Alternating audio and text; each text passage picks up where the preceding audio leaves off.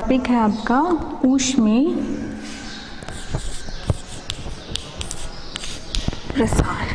ठीक है, इकाई 8 तापमितीय एवं ऊष्मीय प्रसार।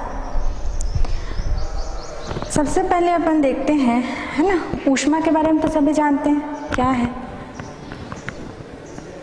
ऊष्मा के बारे में सभी जानते हैं, है ना, कि ऊष्मा क्या है।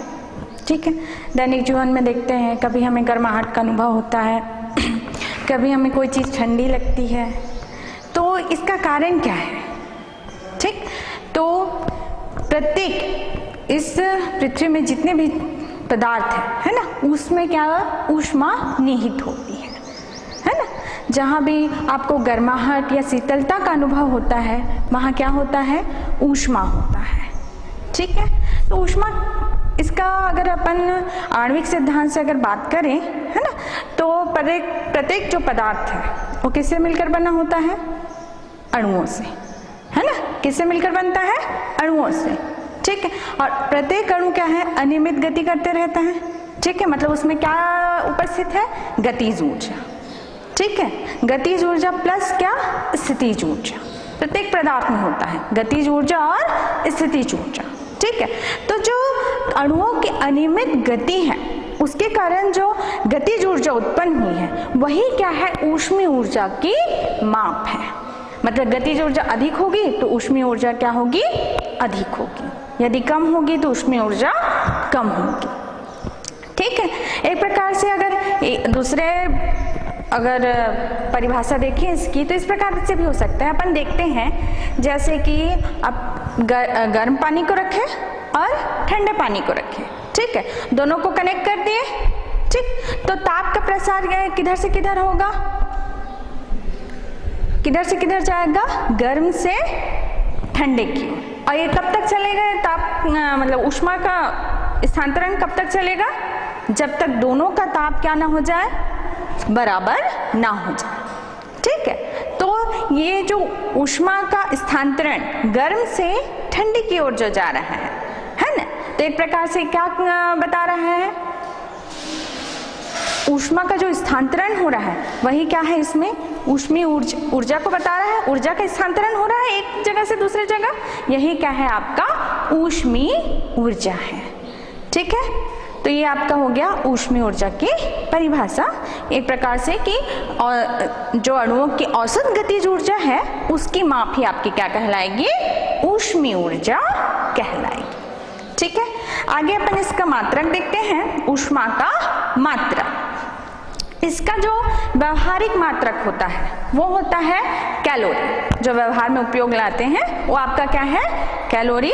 अगर ऐसा ही मात्रक देखें, है ना, तो वो आपका होगा जूल।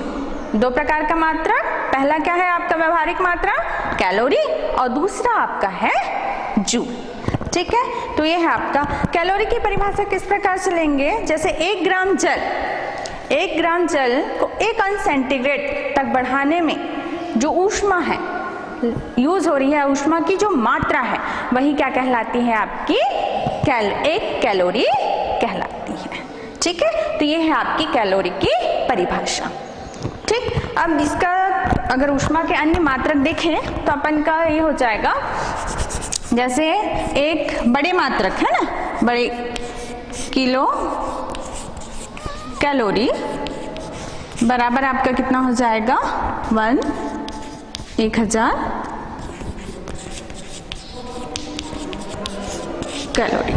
ठीक है, 1 किलो कैलोरी बराबर होता है 1000 कैलोरी। ठीक, उसी प्रकार यदि अपन 2 प्रकार के मात्रक बताए गए हैं, जूल और कैलोरी। ठीक है, तो यदि अपन जूल कैलोरी को जूल में यदि कन्वर्ट करते हैं तो आपका हो जाएगा 1 कैलोरी इक्वल टू 4.2 जूल। ठीक है, जूल का अगर नोटेशन देखें तो जे से डिनोट कर देते हैं। ठीक है, और इसके लिए कैलोरी के लिए CAL शॉर्ट में। ठीक है, तो ये है आपका ऊष्मा का मात्रक कैलोरी और जूल। ठीक है, आगे है आपका ताप। ये तो हो गया आपका ऊष्मा, है ना। आगे अपन देखते हैं ताप। वैसे अगर बोला जाए तो ऐसे लगता है कि ऊष्मा और ताप एक ही होगा, है ना, लेकिन ऐसा नहीं है। ठीक है, ऊष्मा अलग चीज है और ताप अलग चीज है। ऊष्मा ऊर्जा को बताता है। ऊष्मा क्या को बताता है? ऊर्जा को बताता है। और ताप क्या बताता है? कंडीशन को बताता है कि कोई वस्तु गर्म है तो कितनी गर्म है ना, और ठंडी है तो कितनी, मतलब उसकी स्थिति को बताता है। जबकि ऊष्मा क्या है? ऊर्जा को बताता है। ऊष्मा और ताप कभी भी समान नहीं हो सकते। ठीक है, तो ताप कहाँ हमको किसे पता चलता है ताप के बारे में? जैसे ताप है ना, तो अपन कैसे जानते हैं? जहाँ भी दो, जैसे कोई ठंडी वस्तु लिए, कोई गर्म वस्तु लिए, है ना, तो उसकी स्थिति को कौन बताएगा? आपका ताप बताएगा। ठीक है, तो ठंडा है तो अपन जान जाते हैं, तापमापी लगाते हैं तो क्या जान जाते हैं अपन कितना ठंडा है, और गर्म में रखते हैं तो जान जाते हैं कि कितना गर्म है। ठीक है, तो ये आपकी क्या है? ताप की संकल्पना है। ठीक है, एक प्रकार से आपका ताप क्या को बताता है? ठंडेपन और गर्माहट की स्थिति को बताता है। ठीक है, ताप का ऐसा ही मात्रक होता है केल्विन।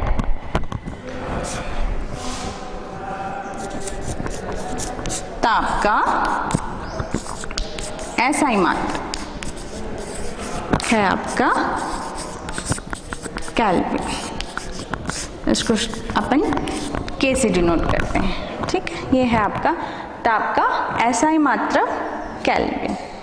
ठीक है, इसी आधार पर ताप किसी के गर्माहट या ठंडेपन को मापन के लिए, है ना, तापमापी का इन्वेंशन किया गया है। ठीक है, तो अपन देखते हैं तापमापी क्या है। तापमापी क्या है?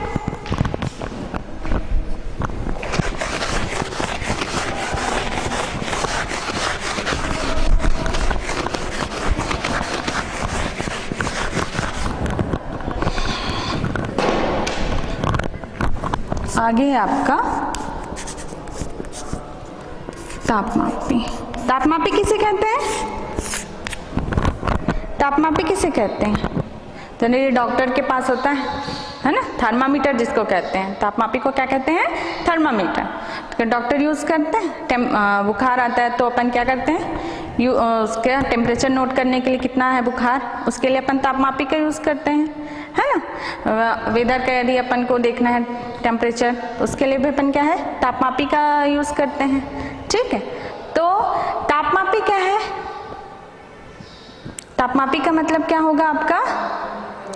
वह मापन यंत्र जिसके द्वारा हम किसका अध्ययन करते हैं? ताप का अध्ययन करते हैं, है ना, वो आपका क्या कहलाता है? तापमापी कहलाता है। ठीक है, तापमापी में दो कंडीशन को लिया जाता है, एक तो जल का बॉइलिंग पॉइंट और एक फ्रीजिंग पॉइंट। दो पॉइंट होते हैं। जैसे सबसे नीचे का जो शून्य जहाँ से जो तापमापी होता है उसमें स्केल बना होता है ना। स्केल में शुरुआत कहाँ से होता है आपका? शून्य से। ठीक है, तो शून्य किसको लेकर निर्धारित किया गया है? जल के हिमांक को। ठीक है, जल का हिमांक निचला पॉइंट जिसको अपन क्या कहते हैं? हिमांक या अधोबिंदु कहते हैं। क्या कहते हैं? अधोबिंदु। और उसके ऊपर का जो सबसे ऊपर होता है वो आपका क्या होता है? जो जल का क्वथनांक जिसको कहते हैं, बॉइलिंग पॉइंट या क्वथनांक। ठीक है, तो क्वथनांक होता है सबसे ऊपर। तो जल का क्वथनांक कितना होता है? 100 और हिमांक कितना होता है? 0। ठीक है, तो सबसे उसका जब स्केल बनाया जाता है तो उसका अधो बिंदु लिया जाता है 0 और ऊर्ध्व बिंदु सबसे ऊपर का जो बिंदु होता है वो जल का क्वथनांक होता है जिसको क्या कहते हैं? ऊर्ध्व बिंदु, मतलब 100। ठीक है, ये दो कंडीशन को लेके क्या है? स्केलिंग की जाती है। ठीक है, तो दो बिंदु को ध्यान में रखते हैं। तो इसके आधार पर विभिन्न प्रकार के तापमापी बनाए गए हैं अलग अलग वैज्ञानिकों के द्वारा। जैसे आपका सेल्सियस सुने होंगे। सेल्सियस तो जनरली यूज होता है, सबसे ज़्यादा कॉमन है ना। ना, सेल्सियस थर्मामीटर है ना। उसी प्रकार आपका दूसरा है फ़ारेनहाइट है, र्यूमर है और आपका क्या है केल्विन पैमाना। 4 प्रकार के पैमाने हुए, कौन कौन से? पहला आपका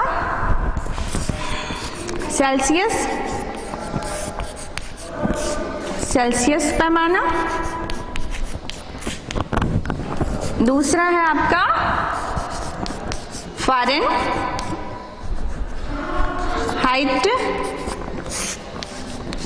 पैमाना, तीसरा र्यूमर पैमाना, चौथा है आपका केल्विन पैमाना। केल्विन पैमाना, ठीक है। 4 प्रकार के पैमाने बनाए गए हैं। सेल्सियस पैमाना, सेल्सियस, दूसरा फ़ारेनहाइट पैमाना, तीसरा है र्यूमर पैमाना और चौथा है आपका केल्विन पैमाना, ठीक है। तो आपका जो सेल्सियस, पहला है आपका सेल्सियस पैमाना, ठीक है। तो ये जो चारों सेल्सियस, फ़ारेनहाइट, र्यूमर या केल्विन, ये चारों वैज्ञानिकों के नाम पर रखे गए हैं पैमाने, ठीक है। जो तापमापी हैं, चारों तापमापी, उनके किसके नाम पे रखा गया है? वैज्ञानिक के नाम पर, ठीक है। जैसे सेल्सियस पैमाना, सेल्सियस नामक जो वैज्ञानिक थे उनके नाम पर सेल्सियस पैमाना रखा गया है। इसका जो निचला पॉइंट होता है ना, मतलब कौन सा बिंदु? अधो बिंदु, है ना, वो आपका होता है 0 और ऊपर में इस प्रकार डिग्री अंश का बिंदु लगाते हैं और C लिखते हैं। C सेल्सियस को डिनोट करता है, ठीक है। तो 0 अंश सेंटीग्रेड, ठीक है। ये आपका कौन सा बिंदु हो गया? अधो बिंदु। और ऊर्ध्व बिंदु जो होता है वो कितना होगा? जल का क्वथनांक कितना होगा? 100 अंश सेंटीग्रेड, ठीक है। मतलब 100 बराबर भागों में जो पैमाना है वो बटा होता है, ठीक है। एक एक डिग्री, एक जो खंड है वो क्या को बताता है? 1 डिग्री को बताता है, ठीक है। तो 1 अंश सेंटीग्रेड, ठीक। दूसरा है आपका क्या है? फ़ारेनहाइट पैमाना। फ़ारेनहाइट पैमाना भी वैज्ञानिक फ़ारेनहाइट के नाम पर रखा गया है, ठीक है। इसमें जो अधो बिंदु होता है वो आपका 32 से चालू होता है, ठीक है। 32, ऊपर यही नोटेशन डिग्री का, और फ़ारेनहाइट F से चालू हो रहा है तो यहाँ पर F, ठीक है। 32 अंश फ़ारेनहाइट, और इसका जो ऊर्ध्व बिंदु होता है वो कितना होता है आपका? 212 फ़ारेनहाइट, ठीक है। 32 फ़ारेनहाइट से 212 फ़ारेनहाइट, मतलब कितना हो गया टोटल? कितने खाने होंगे इसमें? 180 खाने होते हैं। कितने खाने होते हैं? 180 खाने। इसमें बराबर भागों में ये बटा होता है, ठीक है। अगला आपका है र्यूमर पैमाना। र्यूमर पैमाना में आपका र्यूमर के वैज्ञानिक के नाम पर रखा गया है, ठीक है। यहाँ पर आपका अधो बिंदु जो है वो 0 है, ठीक है। R से चालू हो रहा है वैज्ञानिक का नाम, तो इनके नाम के अनुसार यहाँ पर R लिख देते हैं, ठीक है, र्यूमर, ठीक। और इसका ऊर्ध्व बिंदु ये होता है 80, ठीक है, यहाँ से तक, ठीक है। ये हो गया अधो बिंदु और ये हो गया आपका ऊर्ध्व बिंदु। अगला है आपका केल्विन पैमाना। केल्विन पैमाना केल्विन नामक वैज्ञानिक के नाम पर रखा गया है। इसका जो अधो बिंदु होता है वो आपका है 273.15, ठीक है। केल्विन के नोटेशन है, केल्विन से 373.15 केल्विन, ये है आपका अधो बिंदु और ऊर्ध्व बिंदु, ठीक है। इसको मतलब 273.15, इसको अगर राउंड फिगर में लिखें तो आपका क्या लिख सकते हो, 273 लिखोगे तो भी चलेगा। 273 केल्विन से 373 केल्विन पर। ठीक है, तो ये हो गया 4 प्रकार के पैमाने, सेल्सियस, फ़ारेनहाइट, र्यूमर और केल्विन। चारों के मान याद रखें। पहला 0 से 100 सेंटीग्रेड, 32 से 212 फ़ारेनहाइट, 0 से 80 र्यूमर और 273 केल्विन से 373 केल्विन। ठीक है, अब अपन देखते हैं, जैसे हमेशा कोई न्यूमेरिकल आ गया, आंकिक प्रश्न है ना, उसको सॉल्व करना है। तो यदि आपको पैमाना बदलना है, कभी जरूरत पड़ती है, आपको बोल दिया कि सेल्सियस पैमाना में है, आपको फ़ारेनहाइट में चेंज करना है ना, या आपको बताना है कि फ़ारेनहाइट में आपका तापमापी है, हमको जानना है कि उसका सेल्सियस में कितना होगा मान, है ना। तो उसके लिए एक सूत्र है जिसके द्वारा आप एक पैमाने को दूसरे पैमाने में बदल सकते हैं। ठीक है, तो उसके लिए अपन देखते हैं सूत्र।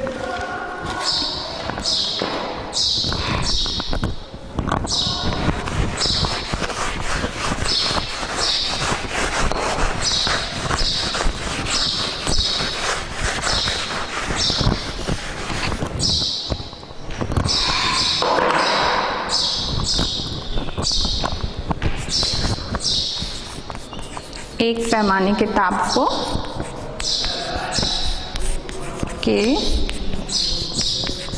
को दूसरे पैमाने में रूपांतरित करना।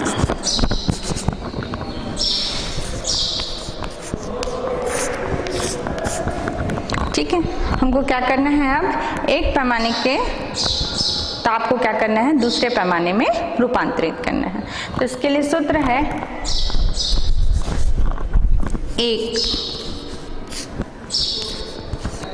पैमाने का ताप ऋण अधोबिंदु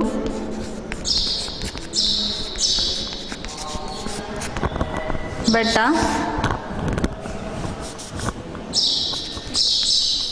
ऊर्ध बिंदु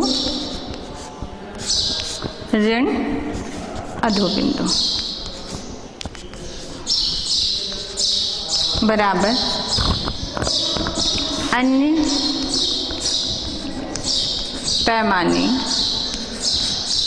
का ताप ऋण अधोबिंदु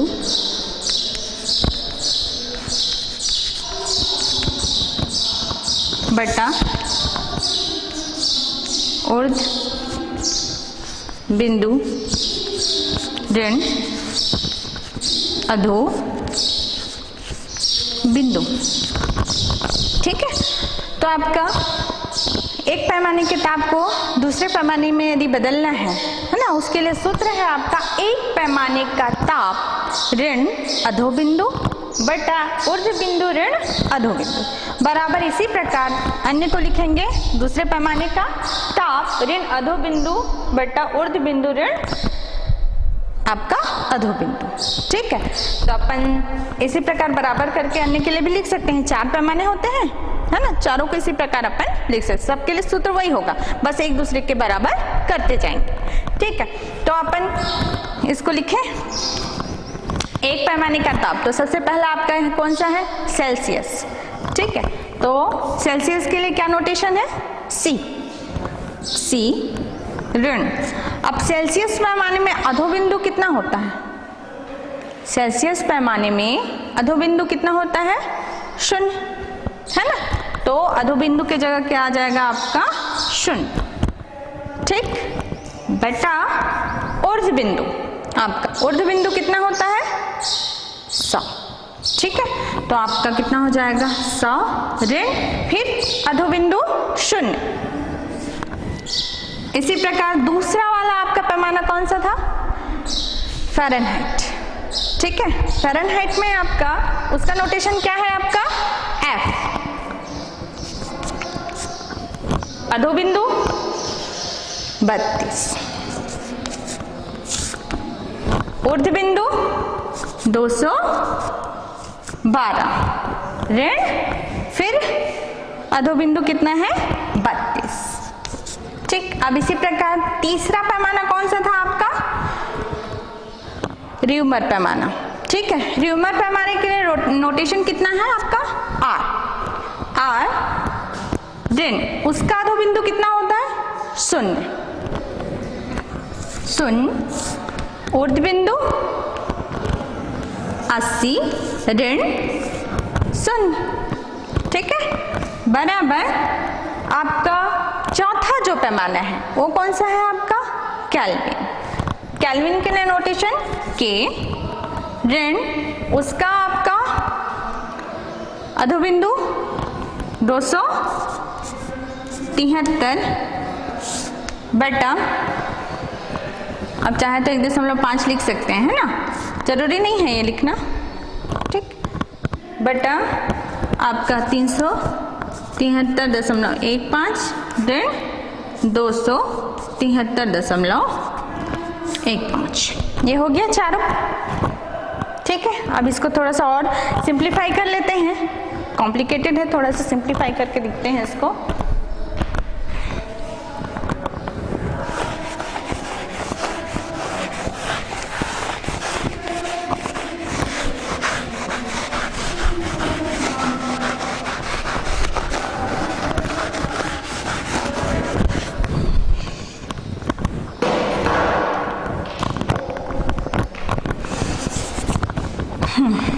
क्या हो गया अब यहाँ पे c -0 c ही होगा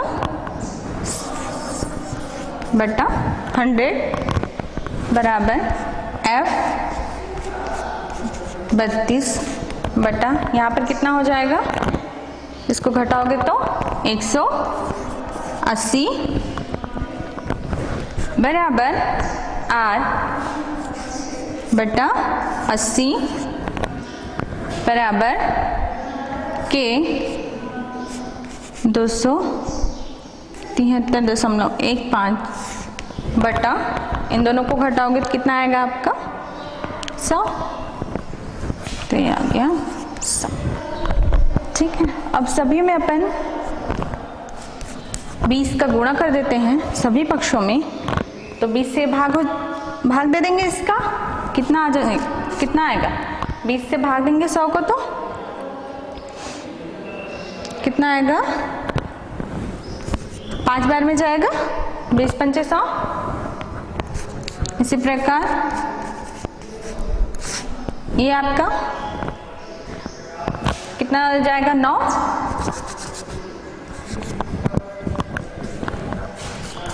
यहाँ पर 4,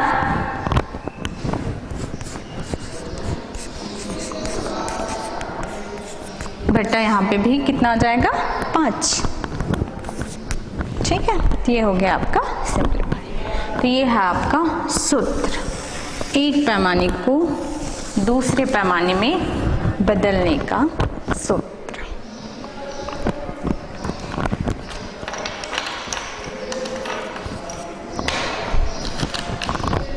ठीक है, तो इसके द्वारा अपन क्या कर सकते हैं, जैसे सेल्सियस को अपन को फ़ारेनहाइट में बदलना है या फ़ारेनहाइट को र्यूमर में, किसी भी पैमाने को एक दूसरे में चेंज कर सकते हैं। मतलब दो इक्वेशन को ले लेंगे, जैसे अगर सेल्सियस और फ़ारेनहाइट में है ना, सेल्सियस को फ़ारेनहाइट में बदलना है तो इन दोनों को एक साथ ले लेंगे, C/5 इक्वल टू F - 32/9।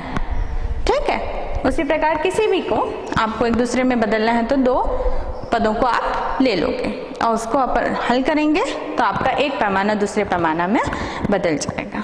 ठीक, तो अपन कुछ उदाहरण से देखते हैं किस प्रकार कर सकते हैं इसका उपयोग।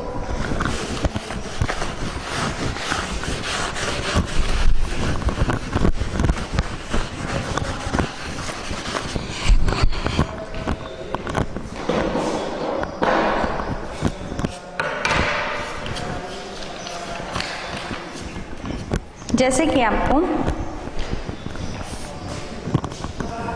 उदाहरण है,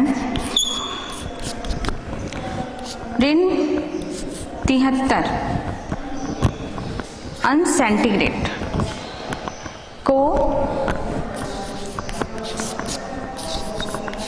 केल्विन पैमाना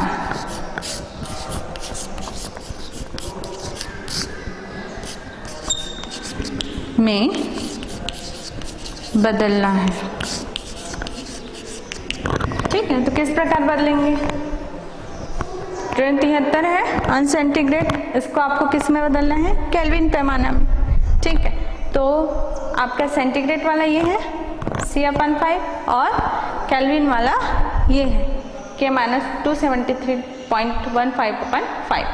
ठीक है, तो इस प्रकार से अगर इन दोनों समीकरणों को देखें तो अपन ये देखते हैं कि यदि सेंटीग्रेड को केल्विन में बदलना है तो क्या हो रहा है? 273 का योग होगा। मतलब इन दोनों को एक साथ लिखें तो किस प्रकार होगा?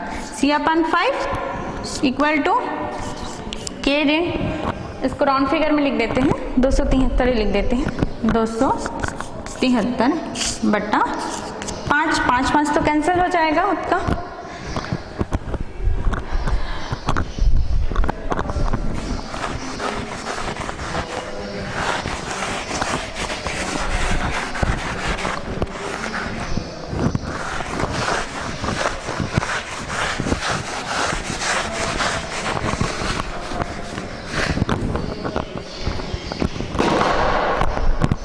कितना हो जाएगा? C बराबर इस समीकरण में 5 दोनों तरफ है, कैंसिल हो जाएगा, इक्वल टू K 273। ठीक है, यदि अपन सेंटीग्रेड जो है उसको यदि केल्विन में बदलते हैं तो 273 क्या हो जाएगा? इधर आ जाएगा, तो योग के रूप में। मतलब केल्विन में यदि बदलना है सेंटीग्रेड को तो अपन क्या करेंगे? 273 का योग करेंगे। ठीक है, तो इस स्थिति में आपका इसको दूसरी तरह भी सूत्र लिख सकते हैं, है ना? T अंश सेंटीग्रेड है, इसका अन्य सूत्र है इसका सेंटीग्रेड को केल्विन में बदलने का। T अंश सेंटीग्रेड बराबर हो जाएगा 273 धन T केल्विन, है ना? मतलब अंश सेंटीग्रेड को यदि केल्विन में बदलना है तो 273 का उसमें योग कर देंगे। ठीक है, तो आपको क्या प्रश्न दिया गया था? ऋण 73 अंश सेंटीग्रेड है, इसको किस में बदलना है? केल्विन में बदलना है। ठीक है, तो कितना हो जाएगा? यहाँ ऋण 70 की जगह कितना दिया है? 73 अंश सेंटीग्रेड को केल्विन में बदलना है, तो यहाँ पर T की जगह कितना आ जाएगा? ऋण 73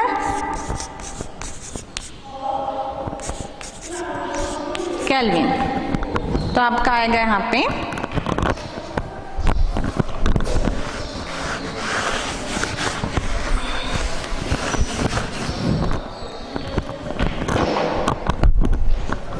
कितना आ जाएगा? दोनों को घटाओगे तो 200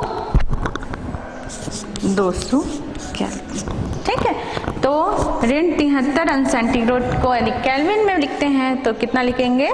200 केल्विन। ठीक है, तो ये एक उदाहरण है आपका कि किस प्रकार सेंटीग्रेड को केल्विन में बदल रहे हैं। इसी प्रकार कोई भी क्वेश्चन हो आपको, इन जो फार्मूले लिखाए गए हैं, है ना, उनमें से किसी भी दो पदों को एक को यदि दूसरे में चेंज करना है ना, तो उन दो पदों को लेके अपन चेंज कर सकते हैं। ठीक है, तो इसी प्रकार अन्य आप सॉल्व कर सकते हैं। आगे है आपका इसी पर आधारित एक अन्य तापमापी जिसको कहते हैं प्रामाणिक हाइड्रोजन गैस तापमापी। ठीक है, तो अगला आपका टॉपिक है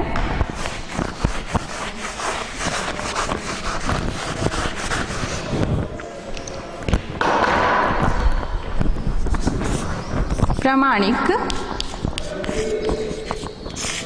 हाइड्रोजन गैस तापमापी।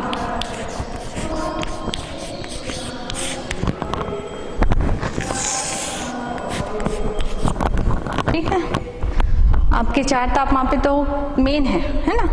प्रामाणिक मतलब आप प्रामाणिक रूप में ही लोगे, इसका जनरल यूज नहीं है। ठीक ठीक है, मतलब अन्य तापमापी का जो स्केल बनाया जाता है, उसका जो स्केल बनाने के लिए अंशांकन जो किया जाता है ना, उसके लिए इसका यूज किया जाता है। हाइड्रोजन गैस है ना, तो इसमें क्या यूज हो रहा है आपका इस तापमापी में? हाइड्रोजन गैस, ठीक है। गैस का क्योंकि ऊष्मीय प्रसार इजीली होता है, आसानी से होता है ना, तो उसकी गणना क्या है, आसानी से किया जा सकता है, ठीक है। तो ये है आपका प्रामाणिक हाइड्रोजन गैस तापमापी, ठीक है। इसका सिद्धांत किस सिद्धांत पे है?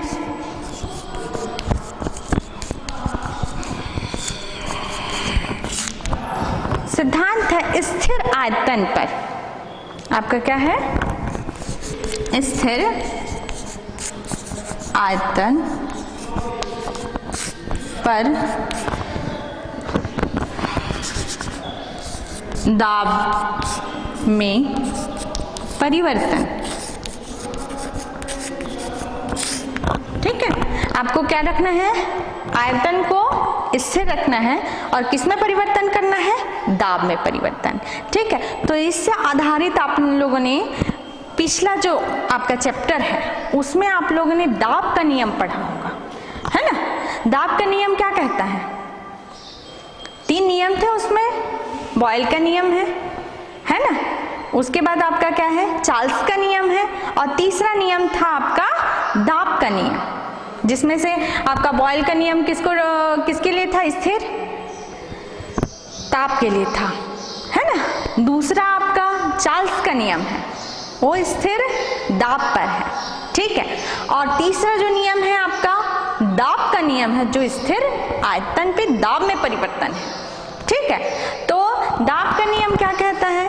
यदि हम क्या करें, किसी भी गैस के आयतन को स्थिर रख के उसके निश्चित द्रव्यमान के ताप को 1 अंश सेंटीग्रेड बढ़ाएं तो उसका दाब कितना बढ़ जाता है? 0 अंश सेंटीग्रेड का 1/273वां भाग बढ़ जाता है। कितना बढ़ जाता है?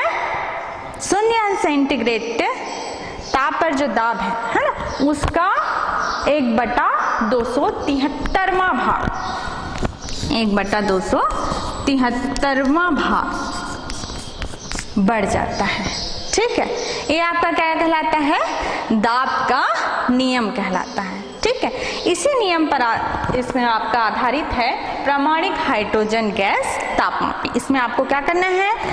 आयतन को, गैस का जो आयतन है उसको क्या करना है? स्थिर रखना है, और किसमें परिवर्तन करना है? दाब में परिवर्तन करना है। मतलब ताप बढ़ाते जाओगे तो किसमें परिवर्तन होगा? आपका दाब में परिवर्तन होगा, ठीक है। तो ये आपका क्या कहलाता है? प्रामाणिक हाइड्रोजन गैस तापमापी। तो सबसे पहले इसका डायग्राम देखते हैं किस प्रकार का है।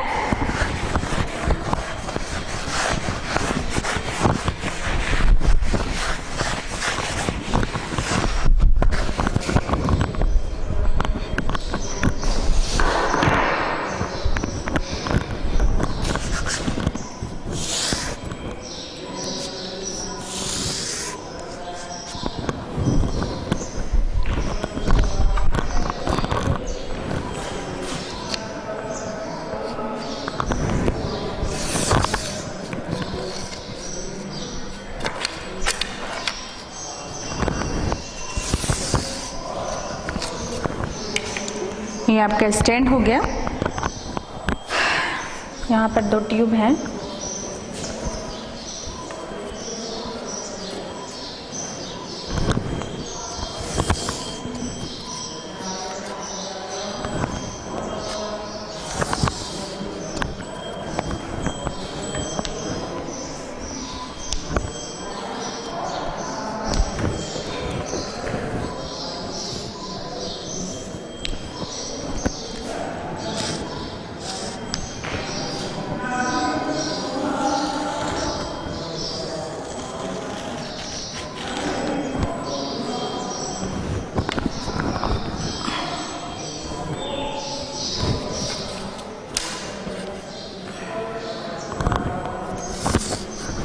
ये 3 नली हैं।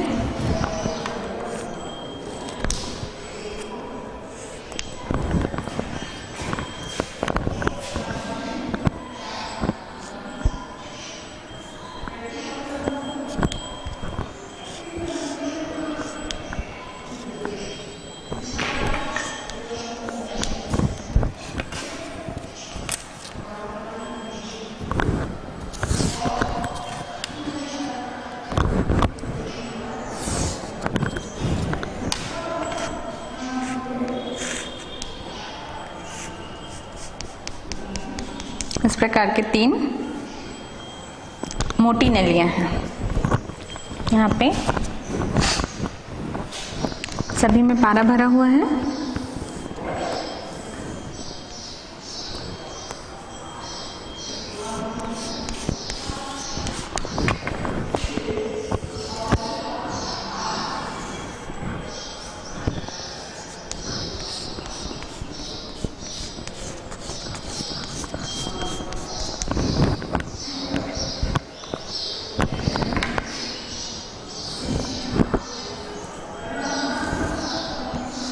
इस प्रकार से सभी में पारा भर देते हैं, सभी नलियों में। यहाँ पर एक संकेतक लगा हुआ है,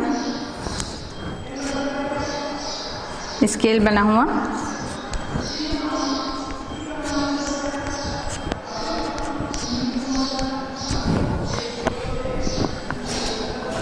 यहाँ पे एक और नली, पतली नली गई है, जिसका संबंध आपका एक कांच के बल्ब से है।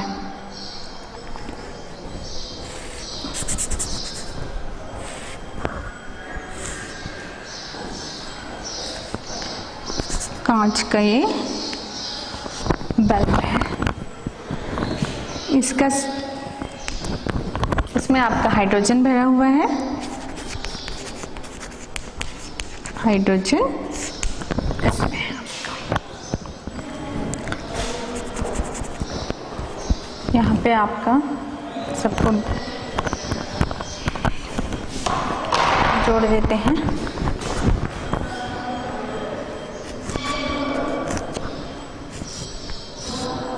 स्टैंड से अटैच कर देते हैं सभी पाइप को।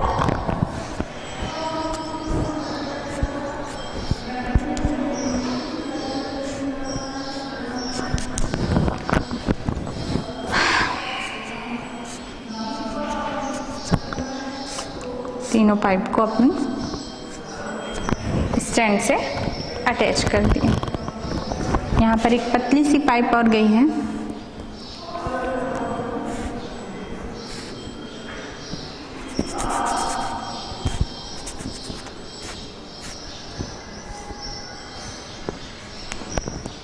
यहाँ पर एक संकेतक लगा हुआ है।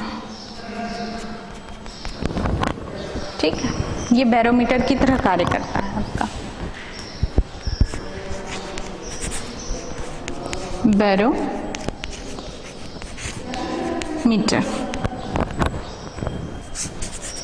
यहाँ पर हाइड्रोजन गैस ए, मोटी नली बी, तीसरी नली सी, ये डी और ये भाग आपका ई। ठीक है, तो इस प्रकार से हाइड्रोजन गैस तापमापिक की क्या है संरचना। हाइड्रोजन गैस तापमापी, यहाँ का हाइड्रोजन गैस तापमापी। इसमें क्या है आपका, देख रहे हैं एक स्टैंड है, ये वाला भाग। यहाँ पर एक बल्ब नुमा यहाँ कांच का है, जिसमें हाइड्रोजन गैस भरा हुआ है। यहाँ पर एक और चीज है, संकेतक। यहाँ पर एक संकेतक लगा हुआ है। ठीक है, इसका संबंध एक पतली नली गई है, यहाँ पर एक मोटी नली क्या है बी, यहाँ पर आपका एक संकेतक लगा हुआ है पी। ठीक है, ये संकेतक इस बात को बताएगा कि आपका जो गैस का आयतन है वो स्थिर है कि नहीं, है ना। मतलब संकेतक से अगर ऊपर चला गया तो उस समय क्या हो जाएगा, आयतन अलग हो जाएगा। तो इसको अपन देख के समझ जाएंगे कि आयतन स्थिर है कि नहीं। अगर नहीं है तो उसको अपन इस इंस्ट्रूमेंट को एडजस्ट करके फिर से उसका आयतन को क्या कर लेंगे, स्थिर कर लेंगे। ठीक है, तो यहाँ पर एक संकेतक P लगा हुआ है। इसका संबंध दूसरे नली C से है। C का आपका संबंध यहाँ पर E, यहाँ पर एक संकेतक लगा है पतली पाइप E। ये क्या है, किसकी तरह काम करेगा, बैरोमीटर। बैरोमीटर आपका क्या है, दाब मापी, है ना। इसके द्वारा आप दाब का मापन कर सकते हैं। ठीक है, इसका संबंध एक और मोटी नली किससे है आपका डी से। ठीक है, तो ये इस प्रकार से आपकी तीन मेन नलियां हैं बी, सी और आपका डी। ठीक है, ये तो हो गई इसकी संरचना, हाइड्रोजन गैस तापमापी की संरचना। अब आगे है आपका इसकी कार्यविधि। कार्यविधि में क्या होगा, सबसे पहले इसको जो हाइड्रोजन गैस वाला जो भरा हुआ जो बल्ब है उसको हम कहाँ पर रखेंगे, 0 सेंटीग्रेड वाले बर्फ में। किसके संपर्क में रखना है, बर्फ के संपर्क। ठीक है, तो बर्फ के संपर्क में रखेंगे और उस समय अपन देखेंगे कि आपका जो इसका बी का जो आयतन है ना, ये पारा ऊपर नीचे चढ़ेगा। ठीक है, तो आपका जो इसका जो आयतन में कोई परिवर्तन हो रहा है कि नहीं, है ना, मतलब संकेतक में परिवर्तन हो रहा है कि नहीं। यदि हो रहा होगा, है ना, तो उस समय क्या करेंगे अपन, डी को एडजस्ट करके, डी को ऊपर नीचे करके इसको फिर संकेतक के बराबर ले आएंगे। ठीक है, उस समय देखेंगे कि ई और जो बी है दोनों के जो पारे के तल में कितना अंतर है ना। जो पारे के तल में अंतर होगा वही किसके बराबर होगा, 0 सेंटीग्रेड पर दाब P0 के बराबर होगा। ठीक है, पहला काम करेंगे ये। दूसरा अब आपको क्या काम करना है, 100 सेंटीग्रेड, मतलब जल का भाप, जो भाप होता है वो कितने अंश सेंटीग्रेड का होता है, 100 सेंटीग्रेड। तो इस बल्ब को किसके संपर्क में रखेंगे, किसके संपर्क में रखना है आपको, भाप के, है ना। तो भाप के संपर्क में रखेंगे तो फिर से इसमें परिवर्तन होगा, है ना। उसको फिर अपन क्या करेंगे, जो डी वाला पाइप है उसके द्वारा अपन क्या करेंगे, एडजस्ट करेंगे।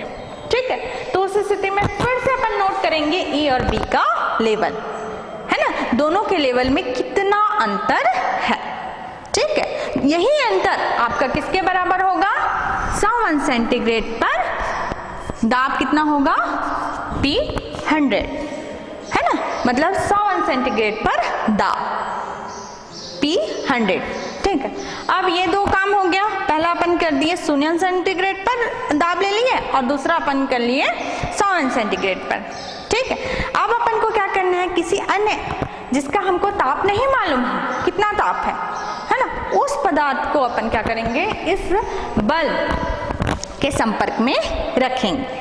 ठीक है, उस कंडीशन में मान लीजिए Tn सेंटीग्रेड है, अभी हमको ताप नहीं मालूम है ना, तो मान लीजिए कि उसका ताप कितना है, Tn सेंटीग्रेड है। उस स्थिति में हम इसका फिर से इसके लेवल में परिवर्तन होगा तो इसको अपन D से क्या फिर से एडजस्ट करेंगे। ठीक है, ऊपर नीचे करके उस स्थिति में फिर से E और B का जो है लेवल में जो अंतर है उसको फिर से नोट करेंगे। ठीक है, तो वो आपका क्या होगा, Tn सेंटीग्रेड पर दाब P।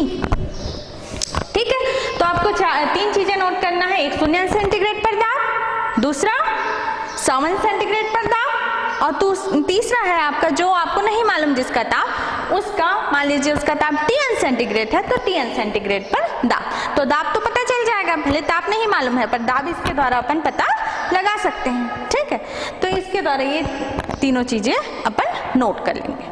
फिर आपका इसका सूत्र है, आप लोगों ने दाब के नियम में सूत्र निकाला होगा, उसी के द्वारा अपन निकालेंगे।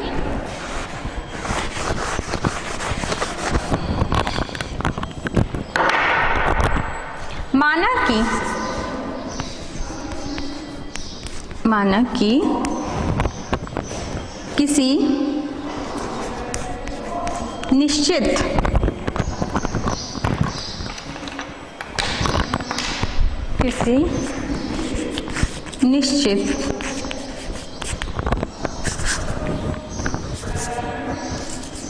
द्रव्यमान का 0 सेंटीग्रेड पर दाब P0, 7 सेंटीग्रेड पर दाब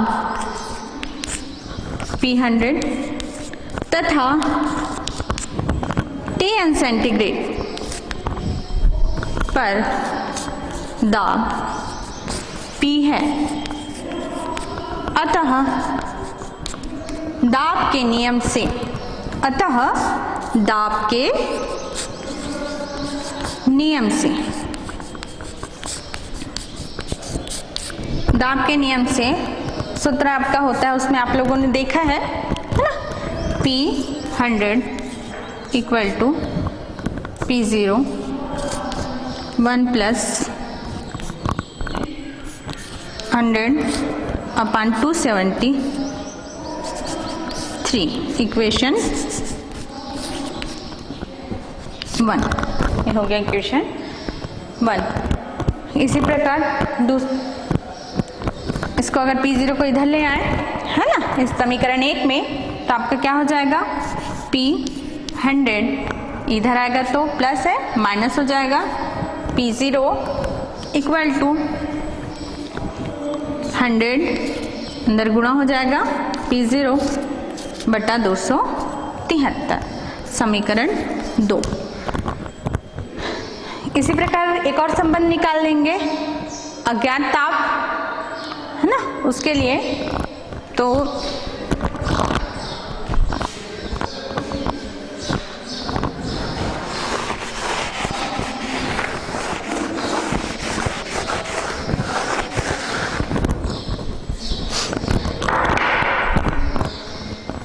अज्ञात ताप के लिए हो जाएगा P बराबर P0 1 प्लस, उसका ताप नहीं मालूम, इसका ताप मालूम था 100, इसलिए 100 लिखे यहाँ T के जगह, यहाँ T ही रखेंगे, T बटा 273।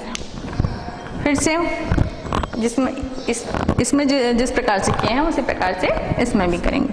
P0 को इधर ले आइए, P minus P0 equal to, यहाँ अंदर गुणा हो जाएगा P0 का, तो आपका P0 T बटा 273, ये समीकरण कितना हो गया, 3, समीकरण 3।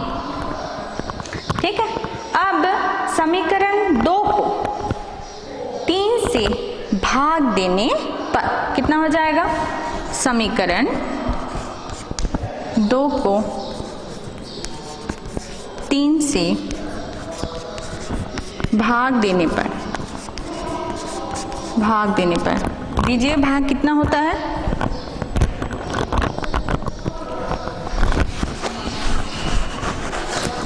कितना होगा, दोनों के भाग दोगे तो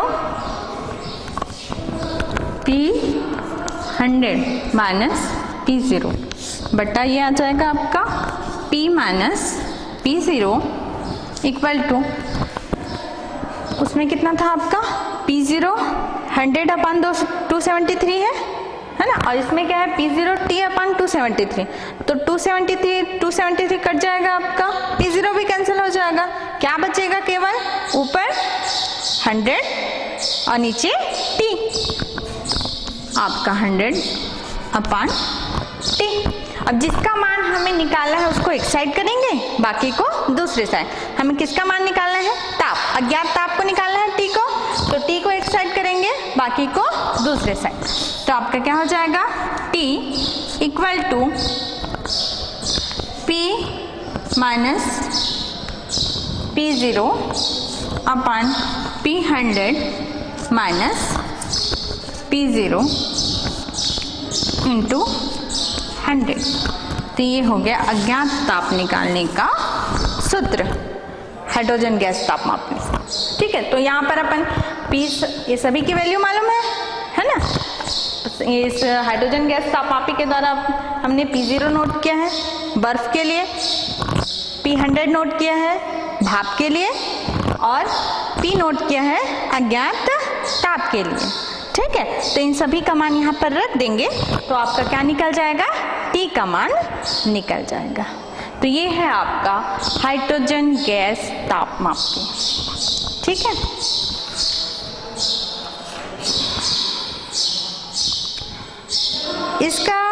इसको प्रामाणिक हाइड्रोजन गैस तापमापी पहले ही बोल चुके हैं।